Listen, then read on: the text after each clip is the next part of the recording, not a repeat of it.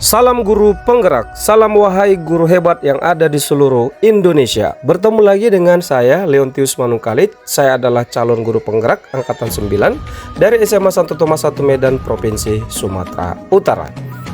Pada video kali ini saya akan memaparkan penerapan segitiga restitusi modul 1.4, yakni budaya positif, yang akan digunakan sebagai pola atau langkah-langkah dalam menindaklanjuti setiap permasalahan atau kasus siswa di sekolah.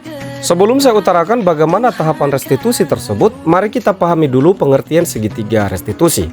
Segitiga restitusi adalah suatu proses dialog guru atau orang tua untuk menghasilkan murid yang mandiri dan bertanggung jawab.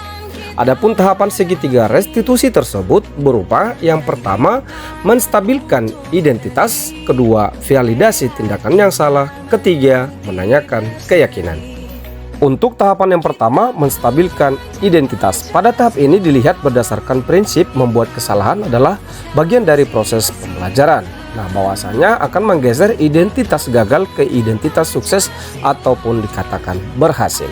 Tahapan yang kedua yaitu validasi tindakan yang salah. Pada umumnya ini dilihat berdasarkan prinsip setiap perilaku yang berupaya memenuhi suatu kebutuhan tertentu. Guru akan bergeser dari pemikiran stimulus respon menjadi lebih proaktif. Nah, nantinya juga akan mengenali dan mengakui kebutuhan murid, akan memperbaiki hubungan dengan murid. Selanjutnya tahap ketiga, menanyakan keyakinan. Dalam hal ini murid akan diberi pertanyaan-pertanyaan bermakna untuk memunculkan motivasi secara intrinsik yang nantinya diharapkan mampu mengaitkan keyakinannya dengan tindakan yang salah. Berikut ini ada dua jenis kasus yang saya tangani dengan menerapkan tahapan segitiga restitusi tersebut. Untuk kasus yang pertama, Joshua tidak mengerjakan tugas. Pada hari Selasa pagi, pada jam pelajaran 1-2, Pak Leon tidak bisa mengajarkan pelajaran biologi di kelas 10 Merdeka Belajar 9 karena harus mengikuti rapat penting di yayasan. Pak Leon pun memberikan tugas kepada siswa kelas 10 MB9 untuk dikerjakan dan dikumpulkan pada saat jam biologi berakhir. Namun, Joshua tidak mengerjakan tugas yang diberikan tersebut. Ia malah tiduran di meja hingga benar-benar terlelap. Akhirnya, saat pengumpulan tugas tersebut, Joshua tidak dapat mengumpulkan tugasnya. Keesokan harinya, saat mengoreksi tugas, Pak Leon menemukan satu anak yang tidak mengerjakan tugas, yakni Joshua. Padahal, berdasarkan buku presensi, hari itu Joshua masuk sekolah. Saat istirahat, Pak Leon pun memanggil Joshua untuk menjelaskan apa penyebabnya tugas tidak dikerjakan. Ya, silakan masuk. Apa ya Pak Leon? Selamat pagi, silakan dulu. Joshua, kamu tahu kenapa Pak Leon memanggil kamu? Tidak tahu Pak. Kenapa ya Pak? Terkait semalam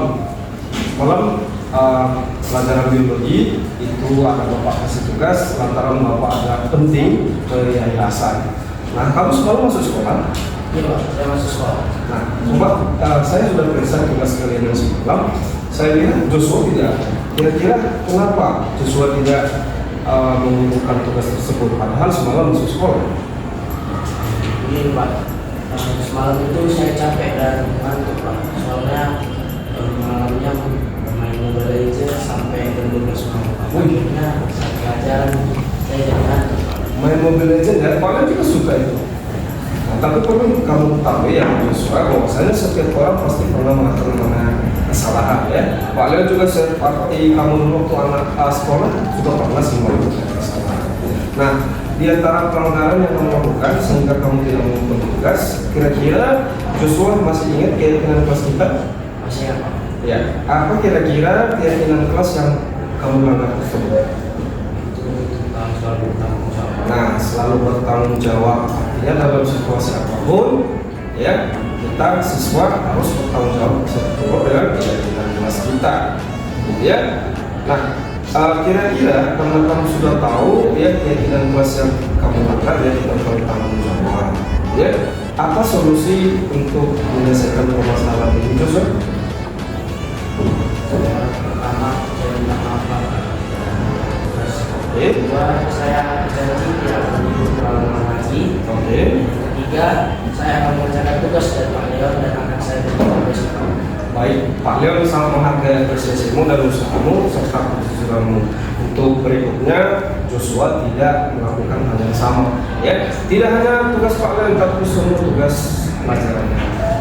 Oke? Oke, nah sekarang kamu boleh istirahat kembali bersama teman-teman. Ya. Terima kasih Pak. Oke, silakan.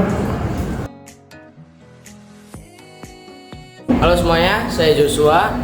Saya senang dengan pengajaran Pak Leon yang dimana jikalau ada muridnya yang melakukan pelanggaran di dalam kelas, dia akan menegurnya mulai itu dari kesalahan kecil seperti misalnya berbicara saat upacara, berbicara saat guru menerangkan, tidak mengerjakan tugas, dan masih banyak kesalahan-kesalahan mulai dari yang kecil hingga terbesar. Pak Leon akan selalu mengingatkan muridnya untuk menaati akan keyakinan kelas, di mana dia akan berbicara langsung dengan muridnya dan dia akan mengingatkan kembali kalau keyakinan kelas itu harus ditaati oleh murid-muridnya atau siswa-siswinya. Untuk kasus kedua, Grace tidak mengikuti ekstrakurikuler Olimpiade Biologi. Pada hari Sabtu, Grace tidak mengikuti kegiatan pelatihan Olimpiade Biologi yang disampaikan oleh guru pembimbing. Ketidakhadiran Grace tersebut merupakan kali kedua tidak hadir saat pelatihan. Adapun pelatihan Olimpiade Biologi merupakan salah satu ekstrakurikuler di sekolah. Ia pun tidak memberikan keterangan kepada pembina tentang ketidakhadirannya. Pada hari Senin, Grace dipanggil Pak Leon untuk dimintai keterangan.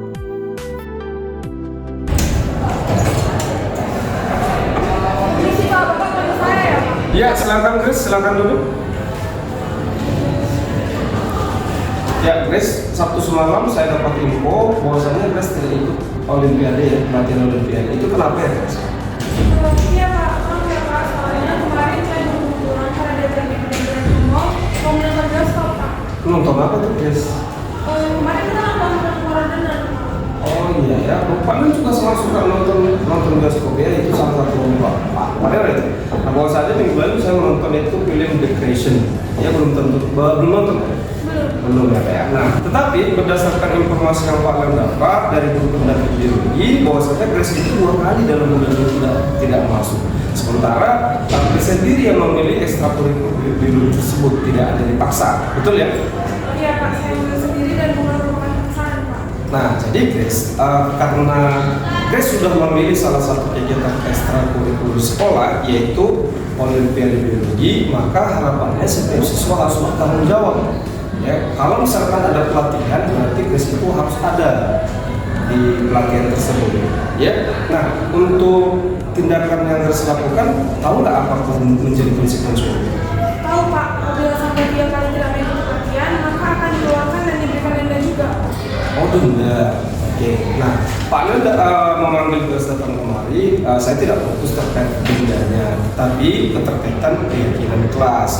Nah, pada saat bahwasannya Grace itu kan tidak ikut pelatihan, berarti ada melanggar keyakinan kelas. Kira-kira keyakinan kelas apa yang Grace lakukan? Tertib mengikuti kegiatan sekolah. Iya, ketertiban mengikuti kegiatan sekolah. Nah, kira-kira apa yang bisa kamu lakukan agar kamu bisa menerapkan daripada kegiatan sekolah nanti? Saya bisa minta izin kepada pembina Olimpiade Biologinya. Oh, betul. Yang lainnya gimana? Saya seharusnya kemarin mengikuti kelas Olimpiade Biologi dulu, lalu pergi menonton bioskop bersama teman-teman. Oh begitu, artinya kan menonton itu tidak dihalangi atau tidak diperbolehkan, tetapi terlebih dulu besok-besok mengikuti pelatihan dulu atau permisi kembali sama guru pendamping begitu ya. Jadi Grace sudah saya ajak ini untuk berkomunikasi supaya ke depan tidak terulang lagi. Ya, terima kasih Grace ya. Silakan nanti boleh bergabung dengan teman. Oke, sama-sama. Ya. Halo, nama aku Grace. Aku senang dengan cara Pak Leon memperhatikan keaktifan siswanya dalam kegiatan-kegiatan yang tadi juga siswanya sendiri yang mengikuti ekstrakurikuler. Contohnya, kalau misal saya tidak mengikuti ketertiban dari ekstrakurikuler tersebut, maka Pak Leon akan mengarahkan saya dan memberikan saya pencerahan supaya menjadi lebih baik lagi dalam mengikuti keyakinan kelas. Dengan adanya keyakinan kelas ini, saya berharap ke depannya saya akan menjadi siswa yang lebih giat lagi dalam melaksanakan segala kegiatan saya di sekolah.